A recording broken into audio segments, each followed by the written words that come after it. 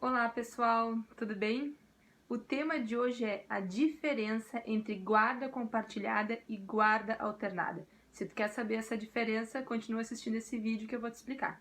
Pessoal, antes de trazer para vocês a diferença entre guarda compartilhada e guarda alternada, é oportuno mencionar que os pais, tanto o pai quanto a mãe, eles são detentores do poder familiar. Independente deles estarem casados ou não, independente deles viverem em regimes de união estável ou não. E o Instituto Guarda, ele é decorrente justamente do poder familiar existente entre os pais com os filhos. Qual é a diferença de guarda compartilhada e guarda alternada?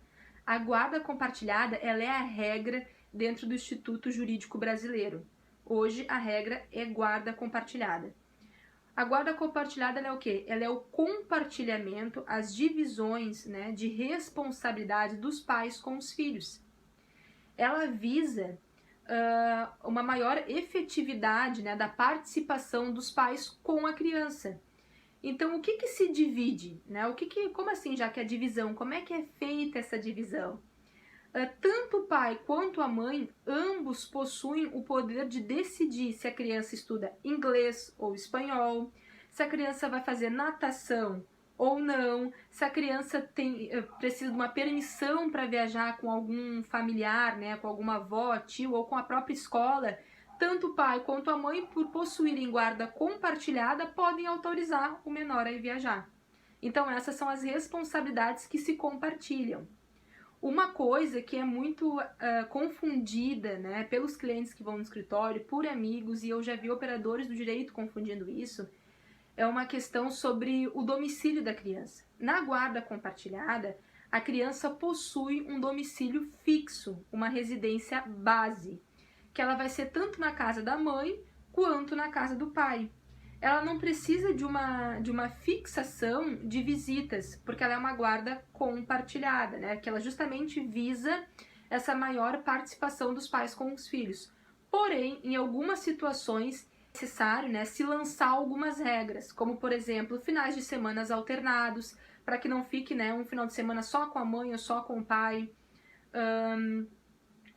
O aniversário do pai com o pai, o aniversário da mãe com a mãe, alternar, né, o aniversário da criança. Um ano a criança passa o aniversário, vamos supor, de 2 anos com a mãe, o de 3 anos com o pai, um Natal com a mãe, um Natal com o pai. Quando passa o ano novo com a mãe, passa o Natal com o pai. Às vezes essas regras precisam existir principalmente dependendo de como é a relação dos pais daquela criança, né? Se há litígio, se não tem litígio.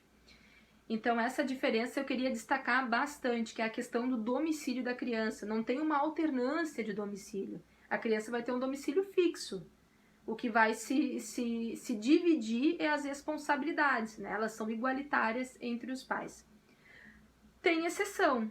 Não quer dizer que, já que a guarda compartilhada, então não tem alternância. Tem casos que tem.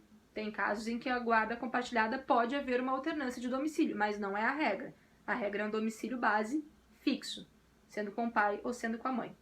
A guarda alternada. O que é a guarda alternada? A guarda alternada, ela tem essa alternância de domicílios, que as pessoas costumam dizer, né, mais comum, 15 dias com um, 15 dias com outro. Guarda alternada. 15 dias com um, 15 dias com outro, 10 dias com um, 10 dias com outro, uma semana com um, uma semana com outro, ou um mês, ou mais. Tem pais que moram fora do Brasil e que tem filhos que vivem 6 meses, vamos supor, nos Estados Unidos e 6 meses no Brasil. Isso tem guarda alternada. A guarda alternada, ela não é muito comum dentro do instituto jurídico, né? Porque ela envolve um pouco a criança, né? Essa alternância de domicílios pode prejudicar a criança, fica uma situação ruim. Porque lembrando sempre que a guarda ela vai sempre ser fixada pensando no bem-estar da criança, não dos pais. Então, gente, essa é a diferença entre guarda compartilhada e guarda alternada que eu queria trazer para vocês, que eu vejo muita gente confundindo.